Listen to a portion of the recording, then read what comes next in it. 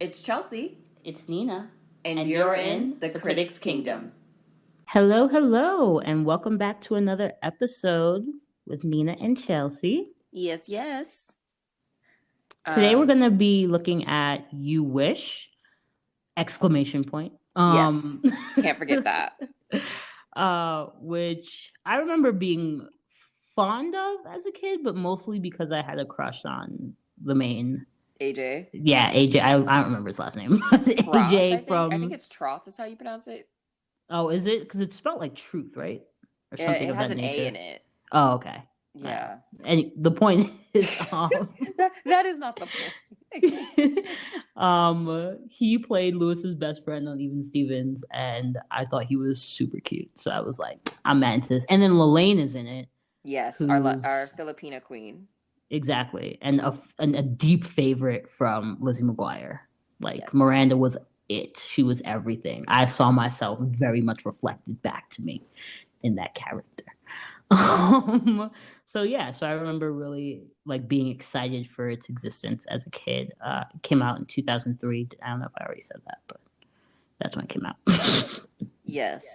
So I guess I'll get into the recap portion. So You Wish starts off and we meet our main character, Alex Lansing, who is a 16-year-old boy who's, kind of nerdy, kind of, little weird.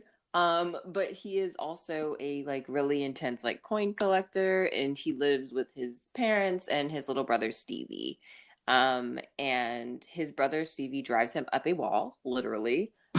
He cannot stand him because he always gets in his stuff, and he just bothers him generally because Stevie's like what, 10, I'd say. Yeah. And AJ is again, not AJ, sorry, that's his real name. Alex is again, 16, so there's obviously issues there. But he, in addition to being like a coin collector, is also a second string football player, but he's like a bench warmer. Like he never gets to see any action. So people got to make fun of him for that at school. And like he still gets teased by the Jocks, which doesn't make any sense to me, but we can talk about that later. Yeah. And he likes this cheerleader girl, and she doesn't even give him a second look because he's not a first stringer. He has, he has his two friends who are also a little weird, that he mostly hangs out with. And, one day his parents are like, you need to go take care of your little brother. And he's like, no, me and James, his friend, are like going to we're going to the mall. And his mom's like, well, take Stevie with you. So then they take Stevie. Him and James basically are going there to like go to the local coin shop, and see if they can find any new cool coins. And while they're out there, they give Stevie like literally like 6 bunches of fries, and they're like, sit out here and eat these fries and like stay right there while we're in this coin shop right in front of you. And of course he doesn't do that because he's 10 years old and he does not care. He stays there for a little while, but after a while he gets bored and he's like, I gotta go. And the guy that owns the coin shop is Tim Reed, who's playing Larry in this.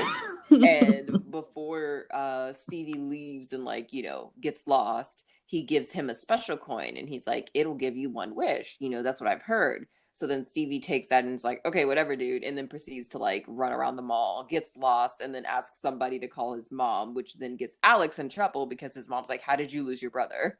And it's like, but he's 10. Like, it obviously gets into stuff. Like, he's that type of child. You know that. So you brought him home a turkey. Exactly. Like, you made that decision. They live that kind of child, a turkey. But that's also a constant in Alex's life where he'll be trying to do something that his parents tell him to do with his brother, and then he'll get in trouble because his brother will either decide that he's going to scream even though nothing's happening, or his parents don't believe Alex when he says like he ran away, like I told him to sit still, and he like just didn't do it. But his parents always blame him because he's older, and so therefore quote unquote should know better. And so he's really frustrated, and he like, then goes into his room and realizes Stevie's been in his stuff, goes into Stevie's room, realizes Stevie has his roller skates on and they have jelly on them. So he's just basically pissed at Stevie. So he then gets the coin, like he sees Stevie just left the coin around. So then he goes back to his room with the coin and was like, oh, I wish I didn't have a brother. And the coin's like, all right, bet. So then he wakes up the next morning and his room is completely different. Everything looks like it's like all blue and it looks a lot like more expensive stuff is in it. And he's like, what's going on? And he sees all these trophies about him being this great football player. And he then goes outside and then like is like looking for Stevie, doesn't see Stevie's room. There's actually just a gym, a home gym instead of Stevie's room. And he goes to see his parents and they're just looking at him like he's crazy because he keeps being like, where's Stevie? Where's Stevie? And they're like, who is Stevie? And he then realizes, oh, my wish came true. I am now an only child. And then he's still trying to figure out where Stevie is. And he sees that Stevie is now a TV star in this alternate universe named Terrence Russell McCormick, who's on this like show playing a little kid. And called Where's Stevie? Just like right, conveniently called Where's Stevie. And then he's like, oh, there's Stevie. And his parents again think he's insane because they're like, why are you talking about this child on TV? And they're like, so we're gonna go to work. And they drop him off at school and they have a Viper now. Like they have a nice car, and he's like the cool man on campus. You can tell immediately. Like all the girls are trying to get with him. All the guys are like, yo, dude, like blah blah blah, like you're the man.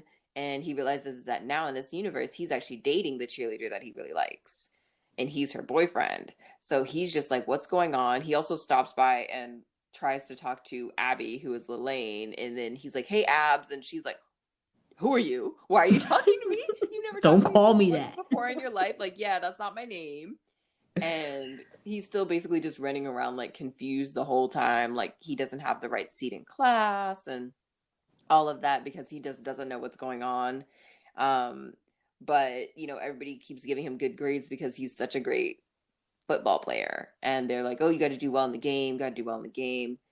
And so he's just like in this alternate universe, but like objectively everything is better. Like his parents are still super involved, but they're like richer. And their house they just is, like, have more money, nicer, but he is still just like, I'm missing Stevie. Like, I don't know where he is. I don't know what's going on. Like, I just feel weird. He ends up playing like in a football game, but he doesn't do very good because again, he doesn't actually have this talent. His hair is also shorter in this one because in the just beginning, more kempt. Yeah, his hair was very like ratty. He also dresses like a normal person now versus like an artsy indie rocker from 2003. Which See is how Jason he was, Mraz. yeah, which is how he was. Lots of long trench coats. Which is how he was dressing before he went into this only child universe. And he ends up being like, I need to meet Stevie. Finds out Stevie is coming to their town, and is like, okay, I'm just gonna somehow figure out a way to get in to like the stage where he's at. But before that, after the game, they have like a party at his house, and the Jocks, you know, everybody's over his house and everybody's having fun. The Jocks order like a pizza and then they proceed to dump it over the person that delivered it. And I'm like, do you just not want to eat it? Like, I'm confused. And that's what they also did to Alex in the when he had Stevie, like the previous dimension, when they got annoyed with him one time. They like put this uncut pizza, by the way, don't make all no over him. sense. And then they did the same thing in this alternate universe, but they tried to get him to do it. But the person he was doing it to was actually his friend James. But now James is like a chirping chicken, pecking chicken delivery, which is apparently this place that sells fried chicken and pizza. Don't trust joints that sell fried chicken and pizza. Just as a general It's rule. too disparate. Like it two doesn't work. distinct cuisines. It just doesn't work. I don't believe that the same person is making that food. Yeah, it just doesn't work. It just shouldn't be done. But they dump it over James's head. So then the next day when he's like, I need to find Stevie, let me sneak into the stage. At the same time, James is going to deliver Stevie, now Terrence Russell McCormick, a bunch of chicken. And Alex stops him and is like, hey, can I actually take over and deliver that for you? And James is like, sure, but you got to pay me. Because he just thought he was going to, you know, bother him and be a jock. And he's like, no, like, I'm going to actually do this. So he gets in being the chicken guy. Him and Terrence, like, have an okay interaction, but Terrence ends up screaming and kicking him out because he tells him, like, oh, when you were my little brother, and, like, sounds insane. And so Terrence ends up kicking him out, but before he leaves, he's like, you know, anytime you want to be a normal boy, you can come and hang out with me. So Terrence ends up like finishing up, and then once Alex is kicked out, he starts walking home. Terrence runs into him in his limo, and he's like, "I want to be a normal boy for an evening." So then him and Alex and Terrence basically hit the town and like walk around, and they try to go back to the coin place, but they find out that Tim Reed in this universe has like closed up and retired. So they can't get the coin. So then they have to go to the retirement home where he's apparently left to in 2 days. Um, and they pick him up, they pick it up and they ask him like, "Hey, where's this coin?" He looks everywhere. He's like, "I think I might have sold it before I like, closed up the shop." So then everybody's really sad, and Abby has now gotten involved because she, for some strange reason, believes Alex in this crazy story, even though, again, he's never talked to her before 2 days before. But she was reading UFO books, so like, Yeah, they like do plant that she's like susceptible to the strange. right. So she believes him, and so she like helps out with him and Terrence and trying to find Larry, and then they end up getting it to no avail. He goes home, Alex, and then after Stevie basically gets the cops called on him because they're like, "You took a child, Alex. You can't steal 10-year-olds. That's like unsafe." So the police come, and then they have to like have this whole talk with his parents and Terrence Russell McCormick's manager. Everything ends up getting smoothed out, but Alex goes back up to his room, and his dad's like, "Hey, you weren't that good in that game, so like let me give you these coins because I saw that you've been like interested in them again recently." He gives him this whole bag, and Alex proceeds to throw them at the wall instead of looking through them. Moron. And one of them comes, and he notices that it's the one that he originally wished on in the previous dimension.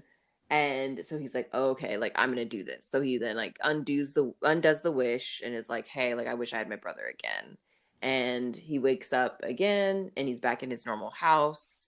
His parents are downstairs. Stevie is outside. Abby and James are still his friends.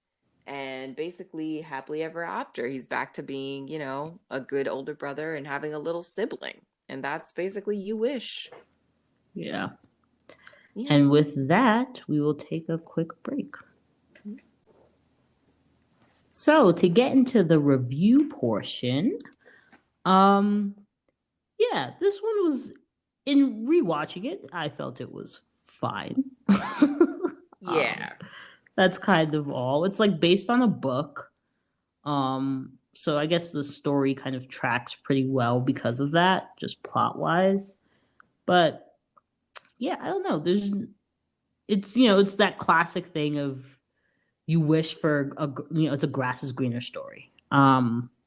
You think that life will be better with things that you don't have, and then you realize that, to be grateful for what you do have, and that to lose, right. Like no matter what, you're gonna lose something. But devil, it's a basic moral of the story, I think. Yeah, no, I completely agree with that. It is very like grass is greener on the other side, type of situation, which always just makes me think of As Told by Ginger. A phenomenal what a great theme series. Song. Like, yes. I mean, great series, but that Macy Gray also went off on that theme song. Yeah, she did. As Told by Ginger. Watch that if you haven't. Like, there's any like Gen Z children like listening to this, please go watch As Told by Ginger. Like right now. So good. Like turn the podcast off and go watch As Told by Ginger. Exactly. But yeah, I think this is also just such a it's a basic story, but it is one that, has some interesting things. I did like that it really captured mall culture from that time very well, which was like very much a thing from, I think the advent of malls was, I want to say the 60s or the 70s, but like 90s and 2000s was at its peak because that's when like teens would literally go there to just hang out. Yeah, and you were coming off the 80s where everybody had all that money to blow. So right. Children now had money to spend, or teenagers had money to spend. Yeah, and I feel like it was just such a it was a great glimpse of that because half of it does take place in the mall because that's where the coin store is, and that's where they're like walking through, and that's where Stevie gets lost at the first time, and yeah, it was a very interesting glimpse at that because that doesn't exist. It's just interesting because now that doesn't really exist. Like we have malls, but it's not to the extent that it definitely was at this point in like 2002, 2003, like early 2000s era. Most of the malls are actually closing now, which is a whole different subject, but Yeah. And then now yeah. with COVID, malls Yeah, might and now never with exist COVID, again. yeah, you're This just might be the not. end. It's just Um, not what it used. It's not the gathering place that it used to be. yeah, So I did, I thought that was a very good glimpse of the times. the teenage watering hole. Yeah, the But weird teenage yeah, like the in the food coin court, like the shop. mall food court was a spot. It Um, was. but yeah, it's just I think generally it's a very it is a movie of the early aughts. It is very clear that that is what it is, down to like even the the sad boy montage that Alex does like before Stevie pulls up in his limo when he realizes that this might actually be the reality that he's stuck in now forever. And the classic, 1,000 Miles is playing. Which I don't know how a Disney Channel original movie afforded that song. I guess it didn't matter yet. I guess when this came out, that song was not very popular yet. I truly, Um, yeah, I don't know how that like because it's also like as we've talked about before, normally Disney Channel movies do not have like outside songs outside of yeah, the first one Under Wraps. That was the only one that had like because it had all those 70s songs, which is why yeah. it's on Disney Plus for sure.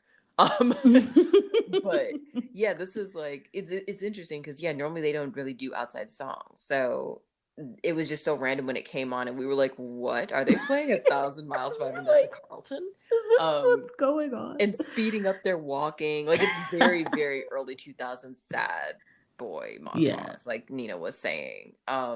It's peak. Like they play also most of the song. Like it's not even like they only play like 15 seconds of it. Like that was like It's a almost two solid. Yeah, minutes. it's a lot of it. And like like as you're saying, like you mentioned it with his fashion, like yeah, like he looks, he looks like he at any moment he can pick up a guitar and start singing about a girl that's broken his heart in some way, shape, or form, to a very very slow rock melody. And Lalaine is wearing like a denim skirt over very wide legged flare pants, Oh my God. running When they're around trying to going find this damn coin. Larry. Larry to find the coin. It's very Larry is in like a leather beret for part of it, is or fedora. Isn't he? Isn't that does he have like a fedora situation going on? I think. And retires at the ripe age of like 52 when he breaks his leg and therefore can't run his coin shop anymore. It's all very it's of its time. And I think if you don't remember that time in any type of fondness, so if you weren't the like, big kid through early teen in that period of time, you probably would not look on this with any type of nostalgic lens, but or find it any of this aesthetic very pleasant. But I think for Chelsea and I, it was nice. Like, all right, this is what it used to be like. Let's just always remember that and keep everything else in perspective. This is what it used to be like. This This is was what we it. thought was cool. And I think something else that I noticed in here that I kind of have mixed feelings about is that Tim Reed playing Larry is essentially playing a magical Negro. Like he literally Literally. gives young Stevie a magical coin. And it's and he's also wearing all the jewelry. He has earrings and the beret and this like Nina was saying. Like it's they were very much playing into that type of like you dig type of You did. You That guys is, know what I'm you're right. talking I know about. exactly what you're talking about. You are correct. That is exactly what they were playing So into. yeah, that's a little, we could have done better on that. We could have done a lot better on that. um, I also don't really understand. Like, here's the thing: ancient coins, like, yes, they exist and they are traded because, like, you find more of them than certain other artifacts. So they exist on an open market to a degree, but they're not like they're not cheap. Like I don't think a teenager can afford ancient coins. So I don't really that whole part of this plot line confuses me. But I let that rock. yeah, no, it's a little weird. I think we said even from the beginning, this is a very basic film. Like this isn't one of Super. Disney's like shining. stars of a DCOM. Like it's like it's not bad, but it It's is what it like is. it's also it's I would argue that it's quite forgettable. It is. Oh no, it definitely is. You're not wrong in that. Like, Like it's just like you're like, oh right, they also made this Challenger movie, and I like did appreciate it when I the was biggest small. reason I But remembered it, I think, is because Lalaine is in it. And I was like, oh, I used to like Lalaine because she was one of the few people of color on Disney before they got That's So Raven. Like, um, and I think something else that we had talked about in this one, was just like how they really exaggerated being an only child. And I say this being an only child. Um, like yes, but also no. Because it is definitely true. Like, yeah, if you only have one kid, obviously you have the money that you would have spent on that. You have more money if yeah. you think about it, I guess, in that manner, because it's like you don't have a second person to spend it on. Mm-hmm. But like it really, I don't know if it would be that big of a difference for you, sir. Especially like they're like, oh, we have a Viper, we have like all this kind of stuff because we didn't have to spend it on a second child, and it's like, oh, okay, like, Also, it's a thing of like when you think about the age of the kids and like the fact that they're not doing anything, like no one's in private school, like right, nobody's in like any special camps, like they weren't, and they were clearly giving the baby, they were clearly giving Stevie all of Alex's hand me downs, so it's like it's not like they were spending a wild amount, and he's been out of diapers. You know what I mean? yeah, Like no, he was clearly like he 10. got out of diapers a long time ago, so like all the baby expenses aren't there the way like because usually like that's a big drainer of Right. money, babies, but all those expenses are there, so it doesn't necessarily track that like suddenly there's all this money because like you like beyond sort of food and like maybe some new clothes because of the ones that are too worn out to give him, you're not actually spending that much more money on that second kid. Yeah, it was very weird the way that they did it, because even in the beginning they kind of make the offhand comment where they're like, wow, I wish we could afford Alex's football camp, man, Yeah. It's like, It's okay. like I don't, but I mean I guess the argument you could make is that without having the second kid, right? Because like once your only child gets to a self-sustaining age where you can be sure that they won't like kill themselves by walking up and down stairs, right? Like when they get to that point, you can like if you don't have another kid that comes along that you then have to monitor like that, you can refocus energy that you would spend doing that into other things. So like maybe I can imagine a situation like all right, like maybe mom and dad like have more time to focus on like career stuff. Right, And right. like they've maybe they've gotten like slightly better promotions or like have climbed further up the ladder because like the child care stopped earlier in the Hmm. very sort of intensive way, and therefore like now they just maybe make more money. I can see that argument Yeah. existing. So yeah, maybe it does make sense that they have that Viper, but it's like They just really made it like this huge difference, and I'm like, yeah. yes, but also I just don't. Yeah, it's one of those things where I was like, I don't know if it would be that big of a difference, but I'm sure that, yeah, you're probably right in terms of the childcare. I feel like that's always the biggest drain. And then especially if the mother was able to go back to work, because I couldn't tell in the original one whether she was a working lawyer or not. That's Because you true. know it for Yeah. sure in the second dimension. Like that's Yeah. what she's like, we're going to the thing with the partners and da da da. But you don't know in the first one if she's still working or maybe she's still, at Yeah. home. But yeah, I no, also it's don't know if interesting. I also don't know if the concept of like his interests sort of so wild like or just like his position in life being so wildly different like at his school and stuff like that Yeah. because he doesn't have a little sibling, that's especially considering that age difference, because I have my little sister is we are literally like that amount of time apart, right? Like six we're like years, yeah, like six or in between 7. like 5 plus. Yeah. So like I turned 6 before she turned 1 sort of Right. situation, but like sorry, her we didn't like her being like having a little sister I don't think affected the interests that I have. Because I mean, like, if anything, the one thing you could do is like maybe you desire to grow up a little bit faster in order to like make it more clear that you are not you are not a baby like that baby around you.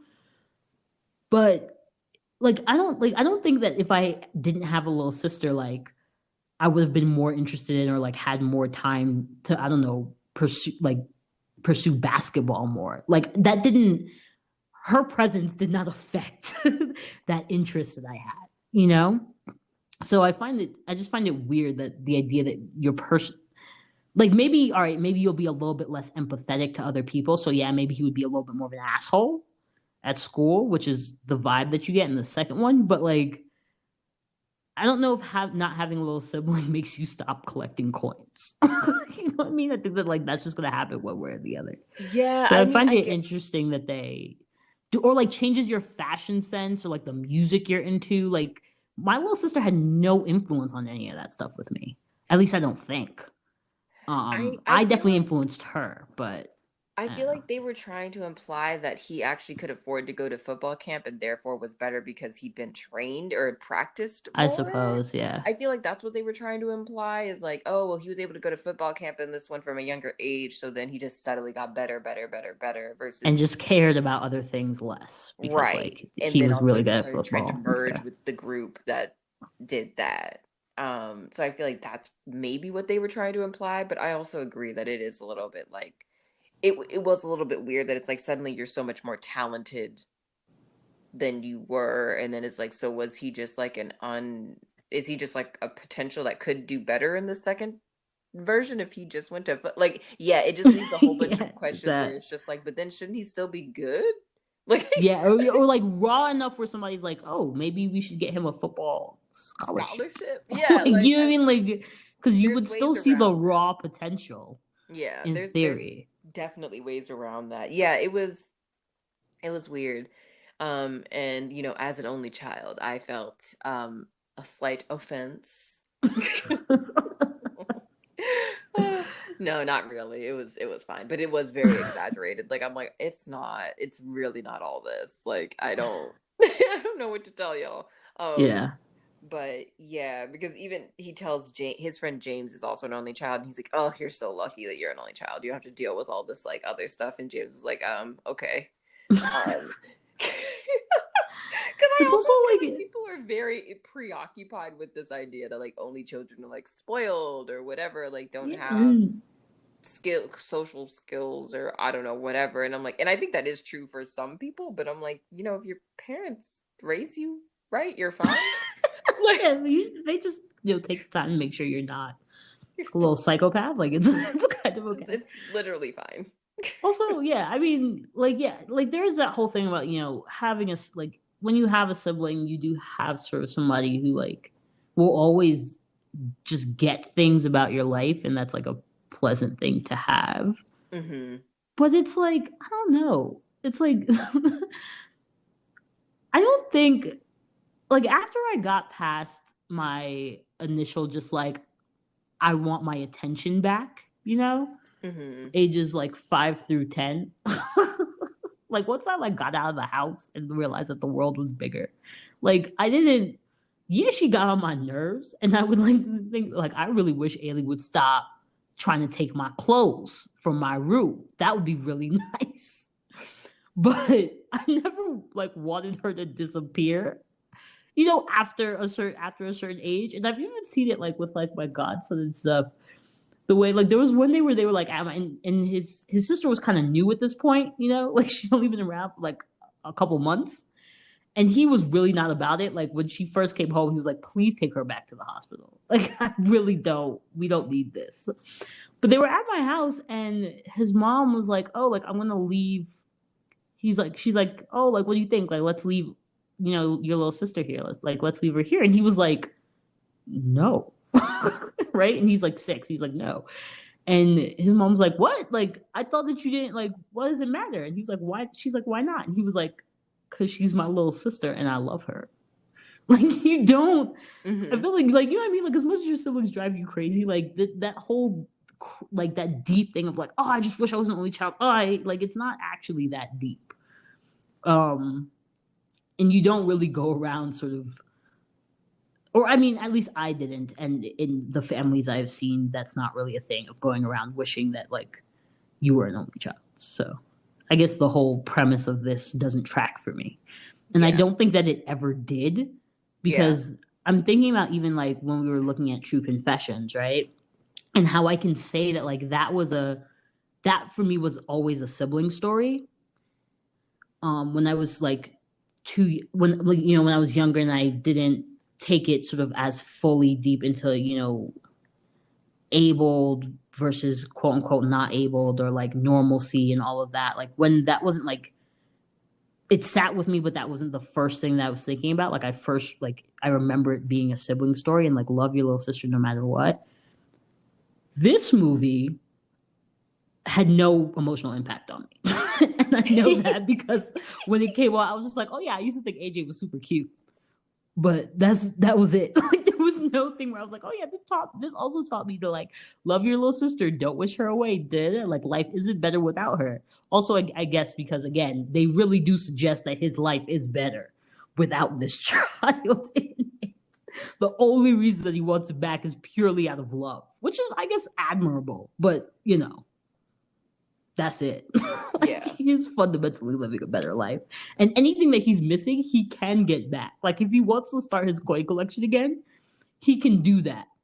If he wants to just start being nice to Abby, he can do that. Like all these are things that he can do. No. So so I just don't like, I guess I kind of understand where they're coming from, maybe, but I also fundamentally think it's kind of a exaggerated premise. No, it completely is. And I know something else that we had like talked about was like how Stevie is always yelling and throwing tantrums, and how like this like weaponization of tantrums by like white children is it's such a thing in media, but it's also just such a real thing. Because it's like literally any time that Stevie is annoyed by Alex, he screams and he's just like, Mom, Dad, he's bothering me. Because he just knows his parents aren't going to check whether that's accurate. They're just going to be like, Alex, stop bothering your brother. And then even when he kicks out Alex, granted that time he was totally in the right because Alex was being very weird. When he was delivering the chicken and was like, when you were my brother, things were better. I too would have kicked him out then. But he just starts screaming, and then all these people keep running because they're like, oh my God, what's happening to poor Terrence Russell McCormick? So yeah, I think that's also very prevalent in this because that child throws a tantrum in a second. Yeah, and it's not I mean, like, I guess in a perfect world, I want to imagine that they are attempting to show that this is not like these, because they use certain stereotypes in the worst of ways in this film, and I would like to think that they're attempting to show that those are not like good ways of living and existing. But yeah, man, like I just don't. It's always been something fascinating to me because I remember even as a kid watching things like this and watching, and, I remember it was a big like bit for comedians for a long time. The concept of like how white children can talk to their parents. Mm-hmm. And in just ways that like all ethnic children or like just children from across any sea that is not America or any border just like know better than to do. Like learn really early that is only going to put you in a worse position than when you started. if you just act out for no reason or think that like, I don't know, it's not even crying wolf, but just like I really do think that this is an apt way to describe it. Creating terror, becoming a terror is the way to get what you want, Mm-hmm. Like, it's just that's not going to work. And I guess I would argue good parenting teaches you early that that's not going to fly. That your tantrums are either going to be ignored or like, oh, like you want to scream and hurt my ears? Bet you I can hurt you back worse. Right. Like, you want to play this game with me, small child? Let's go.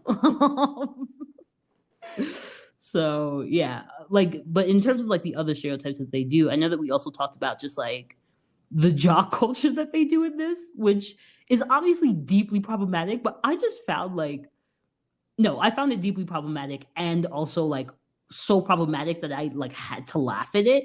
Cause there's literally moments in this where it's like jock friends are literally like punching into their own hands and just going like dude. And it's like I just don't even like why don't they use words? Like it just doesn't make any gut. It doesn't make any sense. No, they leaned very heavy into like a typical stereotype of jocks in this. I mean, even with how they show initially that Alex is not accepted by them. Like it's very much Yeah. like he's considered weird because he coin collects and hangs out with Abby and James, and it's like, but there's really no other reason. Like it's just And like, which is like and they pick on him for it, which is strange because like I don't know, I feel like I'd use like I don't know, maybe even like Friday Night Lights as an example of this because even in that like the way that I've sort of always fundamentally understood jock culture, like in real life too, when I'm interacting with friends I have who fall into that category, is that at the end of the day, you're still on the same team, right? So like if somebody on the team's like kind of weird and kind of whatever, like you might make a little bit of fun of them in the locker room or whatever, but like you just don't mess with them outside of you know what I mean? Like right. like you're not gonna be their best friend and they might not like always be like super included in like the first string like star player team like deep bonding that happens but you don't you also don't actively do things to harm them because they are still your teammate and like teams do foster that basic sense of like brotherhood. Yeah. You know what I mean? I imagine that it's baby training for like police force. Where Yeah, it's like you no, have the decent cops, but like they have the dumb cops too, but they just like, but they're still cops. Like I can't blue wall be of horrible. silence. Yeah. And it's like that is a you know problematic extension of that idea. But at the end of the day, like I do think that that is especially in very masculine teams. Um or like traditionally quote unquote masculine teams. That is the sense that I get from them. So it's strange that they Yeah, they I don't treat know. him I like honestly that. don't know why they made him a football player. Like the whole time I was wondering like why was this necessary for the plot? Because it's like they don't like it just didn't track. Like I was like it just doesn't seem they could have had him in like some other random sport. I don't know. I felt like very weird that I'm like, but you're a second stringer, but you're still on the team. So Or like they could have made him like the water boy, or just made him like he likes football, but he's not on the team. They could have One Tree right. Hilled it. You know what I mean? Like, Yeah. No, like I proper One Tree agree. Hill. Like Luke's not on the team, so that's yeah. There are Yeah. also other reasons why they pick on him, but yes, he's not on the team, so it makes sense. Right. And then in this new world, oh, he's made the football team and he's good now. Like that, Right. I would have been like, all right, that's good. But maybe that's something that's like part of the book, and it's just done better in the book because you can just have more sentences Yeah. to Yeah. explain these things. Because it was very odd that even like you were saying with Friday Night Lights, like Matt Saracen was a second stringer and he was still considered to be part of the football team. Like it Yeah, was they just didn't mess with him until he was a quarterback. They didn't pick up. They just left him alone with his weird little Christian rock friend. Like right, that's the thing. They were like fine. Um, like they were like all right, cool. But they come at him. They were just like all right, like we don't pay attention to him because he's second string. right, You're like all right, exactly, that tracks. right. But um, yeah, I mean, I guess with that, would you show this one to your children? is I mean, no. It serves very little purpose. If I want them to experience what was the early 2000s, I can find many other ways to give them a taste of that. Mm-hmm. Slash, I am sure that by the time that I am having kids, like that will be treated the way that the 80s was treated for us. So I'm sure that they will have plenty of examples of that whole lifestyle.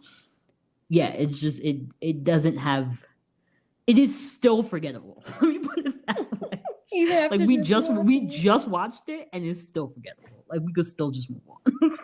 And I'm No, okay with I that. completely agree with you. It was very much like, oh, okay, okay, okay. Like it was just like I don't like you guys were much better in Even Stevens and Lizzie McGuire respectively. Like, Right? I'd rather watch you in that than watch this weird thing where you're all together and yeah. And Sister. Like the whole cast. Like I've just seen better I'm like, versions of you've all all done better work than this. of Yeah, that's pretty and I think that's arguably all there is to say. Yes. There's really no It, reason to continue. it literally is. So with that, guys, thank you for listening, and we'll talk to you next week. Thanks for listening to this week's episode of The Critics Kingdom. Don't forget to follow us on Spotify and SoundCloud so you can stay up to date, as well as interacting and letting us know what you guys think on social media. You can find us on Twitter at Critics Kingdom and on Instagram at The Critics Kingdom. We're excited to talk to you again next week.